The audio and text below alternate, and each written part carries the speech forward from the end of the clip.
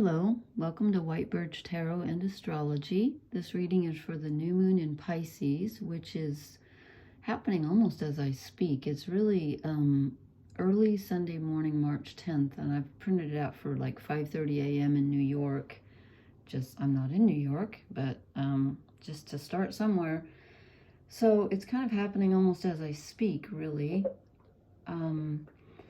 And there's a lot going on, so I printed out the chart. But before I start, I want to just read a quick quote that really, I don't know if it really has anything to do with what's going on now, but I couldn't find a quote that really spoke to the energy right now. So this is profound, I think, anyway. So this is from the author Jodi Picoult. It's spelled Picoult. She writes novels. She's amazing. Anyway, I love this. She said coal, coal, the black stuff that we burn for energy, coal with time and heat and pressure will always become a diamond. But if you were freezing to death, which would you consider the gem? Isn't that interesting? So if you're going through a hard time right now, just tell yourself, yeah, this is good for me. Maybe. I don't know. Okay, I'm going to talk a little bit about the astrology because, as I said, we have a new moon in Pisces. And I printed out the chart just because I wanted to show you something that I don't remember ever seeing this before. These are the transiting planets where they're at in the sky right now. And this is Pluto's in Aquarius, so we have nothing in Capricorn. So we have 1, 2, 3, 4 out of 12 signs with planets in them, and the rest are empty. I don't believe I've ever seen this before. Of course, I haven't looked for my entire life, so I suppose it could have happened, but it's very rare. And here's what I find interesting. And this whole thing is like, well, I'll explain. Okay, this is Aquarius and Pisces. So the 11th sign of the zodiac and the 12th sign, the last sign of the zodiac, which is where the new moon is happening. Sun and moon are together. And then Aries and Taurus, the first 2 signs of the zodiac. So we have the end and we have the beginning, and everything else is empty. Except actually, I was going to pencil in and I forgot. The south nodes of the moon are here in Libra at 17 degrees. So there's that. But they're not objects. It's an orbit. It's a place, not a thing. So anyway, and then when I saw this, I thought about that poem by T.S. Eliot where he says, "In my beginning is my end." And I'm like, yeah, let's turn that around. In my end is my beginning. And of course, the new moon, everyone always says, okay, the new moon is the beginning, right? It's the beginning of a new lunar cycle. So it's all about beginnings. And I have always felt that, yes, of course that's true. It's a new moon, but we have 2 nights where it's completely dark, where you don't see the moon at all. And I feel like it's the closing out. Before you have a new beginning, you always have to have an end. So I always think of it, I used to call it the no moon, because you can't see the moon for 2 nights. So it's a no moon, new moon. It's kind of like a mirroring effect to me. It's like an end and a beginning at the same time. And I think it's like on steroids right now. It's really extra endy and beginning-y because, those aren't words, because this is 20 degrees, by the way. I should have written the degrees on here, sorry. And this is 27 degrees. Neptune's at 27. So these are together. And Neptune is the ruler of Pisces. Looks kind of wonky here because this is the line for Pisces. This is just forget the houses, because this is just a rising sign for nobody. Just where it printed out for New York. Okay. So Mercury is at 0 degrees, like just literally is moving into Aries as we speak. We had 5 planets in Pisces. 1, 2, 3, 4, 5. As of like a couple hours ago. 5 planets in Pisces. That's a lot. And Mercury's just now moving into Aries as we speak. And then, and one thing I don't like about Astro.com is their ephemeris is like a day off. It's a day late. So, because when I looked it up, it said the 11th. No, it's actually moving on the 10th when you print it out. So tomorrow, which is the 11th, so Mercury's moving out of Pisces into Aries. Tomorrow on the 11th, is tomorrow the 11th or the 10th? No, okay, Monday's the 11th. So on the 11th, Monday, Venus, which is at the very tail end of Aquarius, moves into Pisces.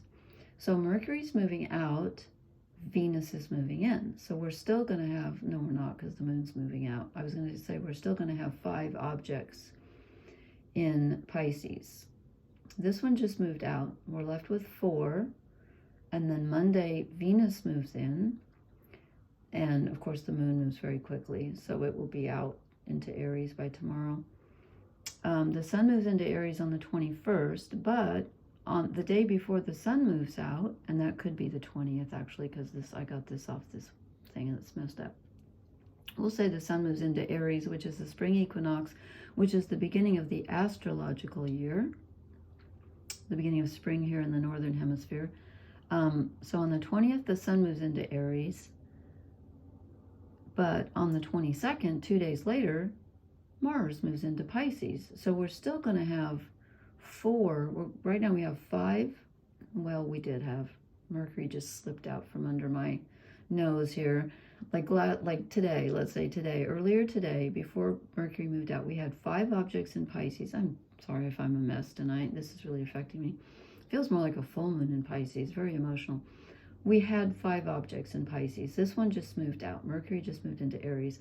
But as I said, in a couple days, we're going to have Venus moving in.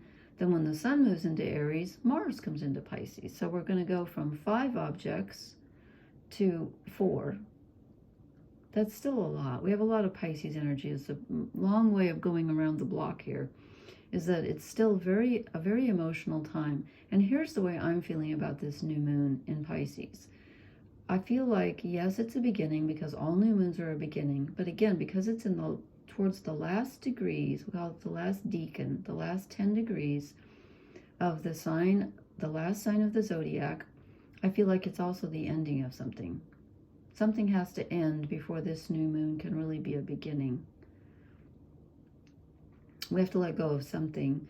And I feel like what this is doing in Pisces is, conjunct Neptune, is mirroring to us something that, some way of feeling, because it's in Pisces, water, some way of feeling that we need to let go of. It's an old, deeply ingrained habit.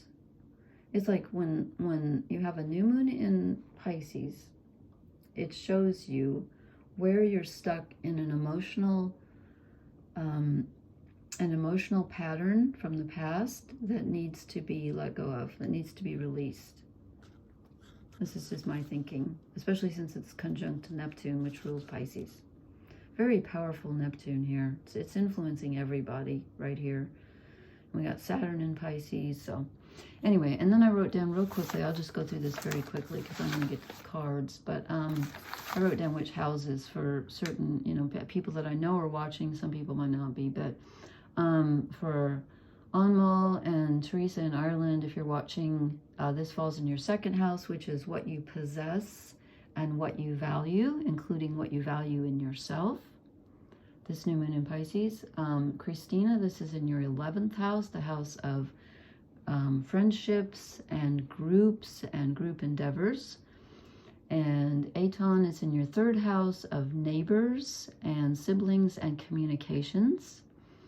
And Jennifer and Sheila H, Sheila H, if you're watching, Jennifer N, it falls exactly on your 8th house cusp, the beginning of your 8th house, which means intimate relationships, death. Don't worry, no one's going to die. But it's dealing with intimate relationships, death, other people's money, and it's reaching back into the 7th house of relationships since it's right on the cusp of the 8th. And Sheila H, your 8th house starts 21 degrees rather than 20, so you're 1 degree ahead, but I'm still going to say it reaches back into the 7th. And then Ginger C and Doris, if you're watching, it falls in your 6th house, which is the house of health and work and service to others and self-care. So please take care of yourself at this time, because this Neptunian energy can be very confusing. And in fact,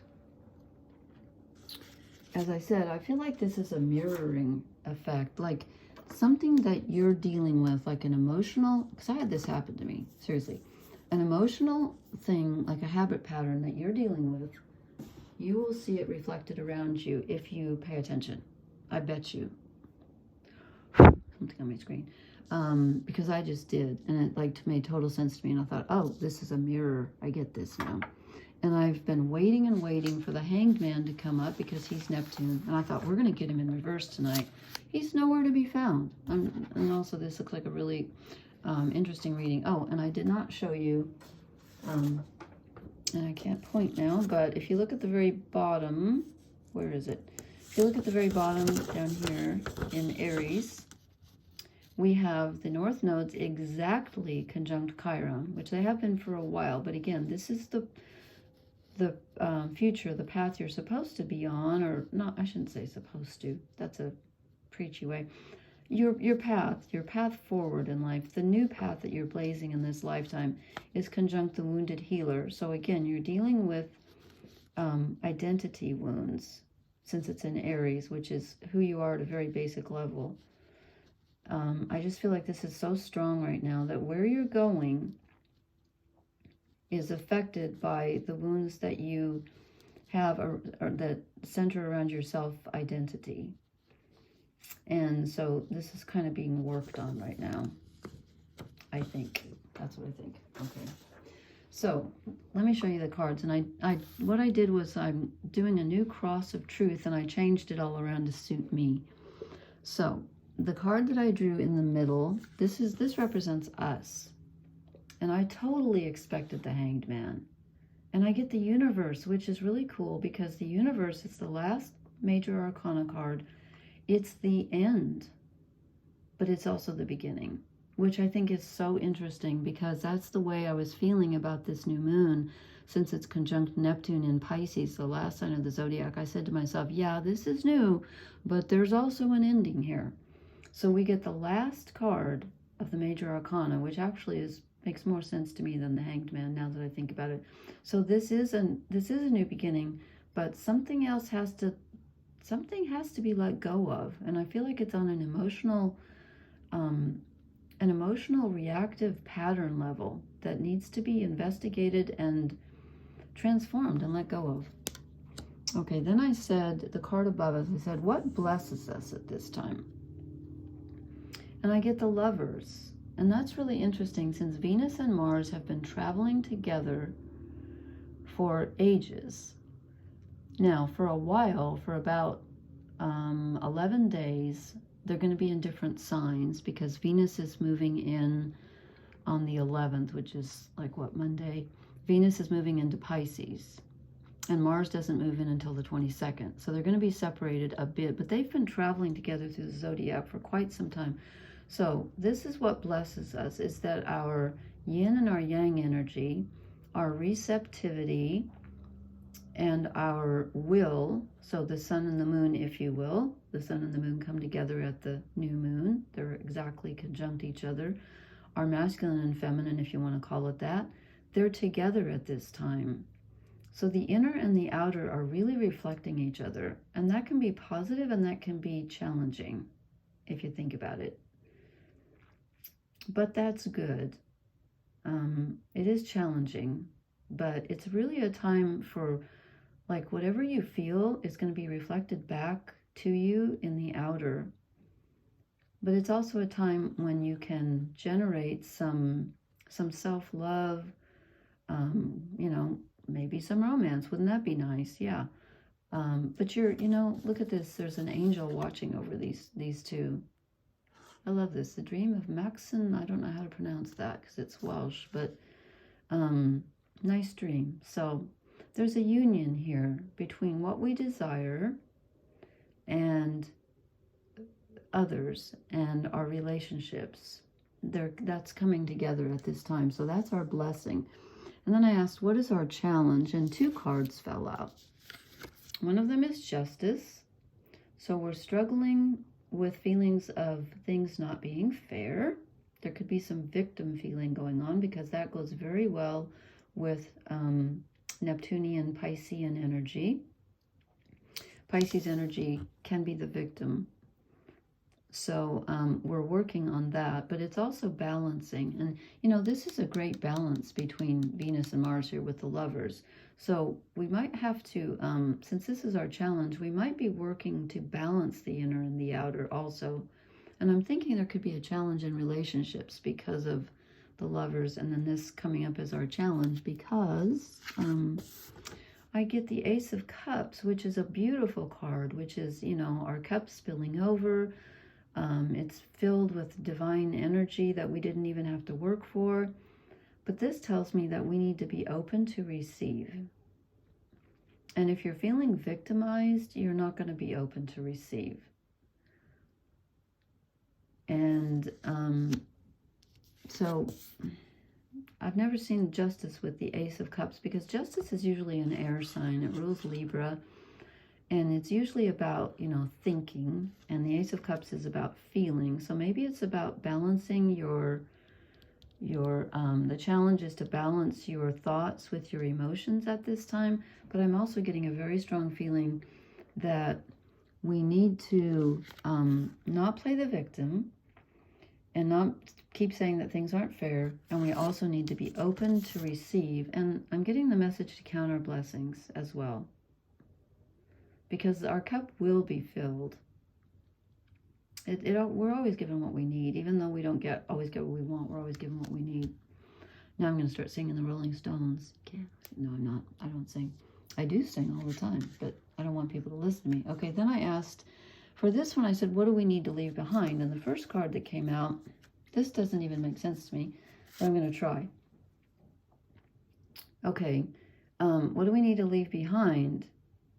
It's the beginning of the zodiac. It's the Aries card of the Fool.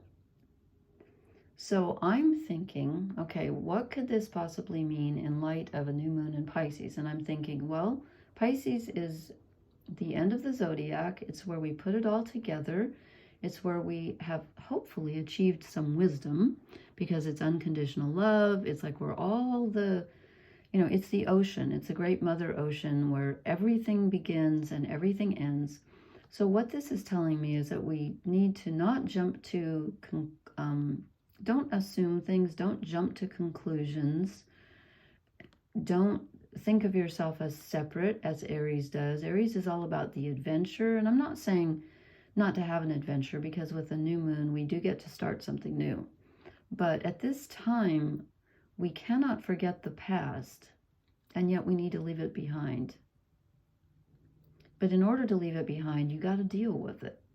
You got to know it's there. If you're going to leave a pattern behind, you got to realize you're doing it before you can leave it behind. So I think this is telling me, don't just jump into the new without making sure that you've dealt with the old. Okay? And this one came out with it, and this is really interesting.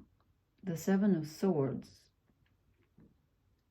This is where someone is being, generally it's the sneaky card, but this to me looks more like we have a youth here who's holding onto one sword, and an older man here who's carrying some away. So it's like, remove the debris before you can start. And again, since this is normally in the other decks, this is normally the card about like people being sneaky or stealing, or, you know, keeping your own counsel and not letting the cat out of the bag. There might have been someone that you thought was being sneaky with you. You jumped to a conclusion and you were wrong, or you are wrong and you don't know it yet. I'm just getting that feeling, okay? And again, it might not be that, but it is for somebody. But it's also about hauling away the debris from the past so that, you know, and this child is helping, but this could be his first sword too. So it's kind of about endings. This new moon is really about endings and beginnings, not just beginnings. And then I asked, okay, what's directly in front of us? Well, I was hoping for better, but I got the Five of Wands. This is conflict. This is disagreement. I may have to clarify this because I truly don't understand this in light of the rest of the reading, which is, on the whole, very positive. So let me show our shadow card and see if it will throw any light on this. Again, okay, here's our shadow card, the Seven of Cups. This is the illusion card. And if any of you watch Gemstone Tarot, she was talking about low-hanging fruit. You know, she always says when you see fruit hanging from a tree and people can reach it, it's like, watch out. The Seven of Cups is normally the card of illusion, and Neptune rules illusion. And so thereby Pisces deals with illusion as well. So our challenge is, even though we got like receiving divine, you know, our cup being filled, and justice as our challenges, our shadow challenge card is illusion. I'm wondering how that fits into justice. And again, maybe we're feeling victimized. I just feel like we've made an assumption here with this Fool rushing in. I feel like we've made an assumption about something that may not be true, and possibly that's going to cause an argument. Or this conflict could be in our own heads, our own hearts, our own spirits. But something is off balance here. You know what? Let me draw. Who do I want? I lost my cards. Where are they? Okay, I'm going for these because those don't want to come out. Okay. I'm going to draw a clarifier for, now I forgot who I was going to clarify. The Five of Wands. What's directly in front of us? Sorry, this is getting long. Why do we have the Five of Wands in front of us? The Nine of Swords. We're worrying about something. I'm feeling like it's something that we don't need to be worrying about. It's something that... Okay, but this is... We're leaving behind, rushing to conclusions, jumping to conclusions, and old battles and clearing up the debris. But why are we so... Okay, I'm going to draw one more clarifier. Well, this one just fell right out. Oh. Okay, we get the Ten of Swords. Okay, something that we have been worrying about. And again, I feel like this is mental and emotional because we've got, where's my chart? Where did I put it? We've got all of this Aquarius energy, which is totally mental. I don't mean they're crazy. Well, they could be. And then we've got all of this Piscean energy, which is water, which is emotion. So we got the thinking and the feeling, okay? So something that we are mentally running over and over and over in our minds, but which is affecting us on an emotional level, because that's our challenge. On an emotional level, we have completely misunderstood the entire situation and we need to let it go. And it's just a stand-in. It's not about the situation. It's about the pattern with which you think about the situation. Does that make any sense? So there's a mental / emotional pattern that you get into that involves others, I feel, that you need to let go of, because it's affecting who you are on a very basic level of this. I don't know why I'm feeling this victim energy with justice, but I am. She's crying out for justice. And we usually do that when we feel like things aren't fair. So, okay, this is getting long. I'm gonna draw one oracle card, just one. She said confidently. Okay, are you sure? Okay, truth be told, we're at the end of the zodiac, and as I said, the new cycle begins. The sun moves into Aries around the 20th of the month, And this is the end of the astrological cycle. We are at the end of something, and we need to face the truth before we can start the new cycle. This is good. I like this. Open your heart and take a look. And you know what? I was talking about mirroring. I don't know why I feel like this looks like a mirror to me, because when you look through, you're not seeing what's behind him. You're not seeing him.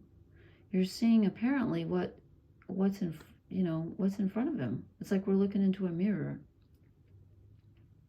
Okay. I hope this is helpful. I know it's kind of confusing tonight, but truly, this is very interesting energy, and I feel like it's very powerful. So please leave me a comment. Let me know if you have experienced anything of what I've talked about. It's very challenging with the North Nodes conjunct Chiron, and they're going to be together for a while, but they are going to slowly move apart. So anyway, please have I hope you're having a good new moon, and please hit the like, share, and subscribe buttons. I will talk to you later. Thanks for watching. Blessings. Good night.